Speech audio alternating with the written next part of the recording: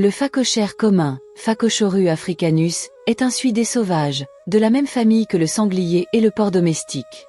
Il vit en Afrique subsaharienne, dans les savanes ouvertes, les prairies, les zones arbustives et les abords des points d'eau. Reconnaissable entre tous à ses deux paires de verrues faciales, à ses défenses supérieures incurvées vers le haut et à sa silhouette trapue et musclée, il pèse entre 50 et 100 kg selon le sexe et l'âge. C'est un animal diurne, grégaire, organisé en groupes familiaux appelés sounders, et dont la vie sociale est bien plus riche qu'on ne le suppose au premier regard. Le son le plus courant du phacochère est le grognement. Grave, court, répété à intervalles réguliers, il ressemble fortement au grognement du sanglier européen, ce qui n'est pas surprenant étant donné leur parenté. Ce grognement de contact est le son du quotidien. Le phacochère grogne en cherchant sa nourriture, en fouillant la terre avec son groin robuste, en se déplaçant au sein de son groupe. C'est un son de cohésion, un marqueur de présence, une façon de dire aux autres membres du groupe que tout va bien et que chacun est là.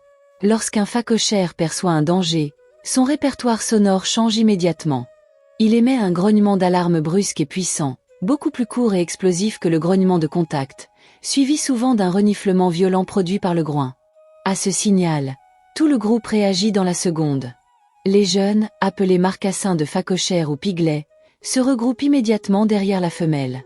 Et le groupe décampe à une vitesse surprenante, que verticale, dans une cavalcade bruyante et désordonnée qui contraste avec la dignité relative du reste de leur vie sociale. Les jeunes phacochères sont particulièrement vocaux. Dès les premières semaines, ils émettent des couinements aigus et persistants lorsqu'ils réclament leur mère, lorsqu'ils sont séparés du groupe ou lorsqu'ils se retrouvent en situation de danger. Ces couinements, très proches de ceux d'un jeune cochon domestique, sont difficiles à ignorer. Ils portent loin et servent de signal de détresse immédiat. La femelle y répond toujours, avec une réactivité maternelle remarquable, en produisant des grognements doux et répétés pour localiser et rassurer ses petits. Lors des confrontations entre mâles, notamment pendant la période de rut qui a lieu principalement en mai et juin, les phacochères se montrent bien plus bruyants que d'habitude. Les mâles s'affrontent en poussant des grognements gutturaux puissants, entrecoupés de souffles violents et de claquements de défense. Ces joutes sonores accompagnent des face-à-face physiques intenses, où les deux individus se heurtent frontalement, défense contre défense, dans un fracas sourd qui résonne sur plusieurs centaines de mètres à la ronde. Le son de deux phacochères en rut, c'est le son de deux boucliers qui s'entrechoquent dans la poussière de la savane. Il y a aussi un son que l'on associe rarement aux phacochères mais qui est pourtant bien réel. Un grognement sourd et rythmé, proche du ronronnement, émis par les adultes dans les moments de repos et de bien-être. Après un repas, allongés dans la boue fraîche d'un point d'eau ou étendus au soleil de l'après-midi, les phacochères peuvent produire ce son bas et continu qui trahit une satisfaction profonde. C'est un son intime, rarement capturé, qui révèle une facette méconnue de cet animal souvent caricaturé. Une anecdote sonore mérite d'être racontée. Le phacochère entre dans son terrier à reculons. Il plonge dans le trou la queue en premier, de façon à pouvoir faire face à un éventuel prédateur qui tenterait de le suivre, ses défenses pointées vers l'entrée comme un dernier rempart.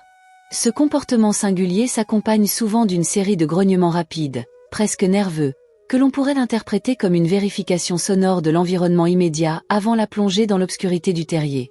Un rituel de sécurité, vocal et physique à la fois. Le phacochère est un animal que la savane a façonné avec pragmatisme. Pas de grâce inutile, pas d'ornement superflu.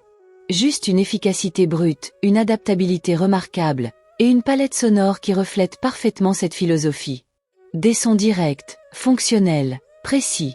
Le grognement qui relie. L'alarme qui protège. Le couinement qui appelle. Le fracas des défenses qui décide. Dans la savane, la beauté n'est pas toujours là où on la cherche. Et le phacochère en est la preuve la plus convaincante. Merci d'avoir écouté Safari des sons. Si ce portrait sonore du phacochère vous a surpris ou fait sourire, abonnez-vous à la chaîne pour ne manquer aucun voyage dans le monde sauvage. Et dites-nous en commentaire, quelle image aviez-vous du phacochère avant d'écouter cette vidéo? Et a-t-elle changé? À très bientôt, pour de nouveaux sons sauvages.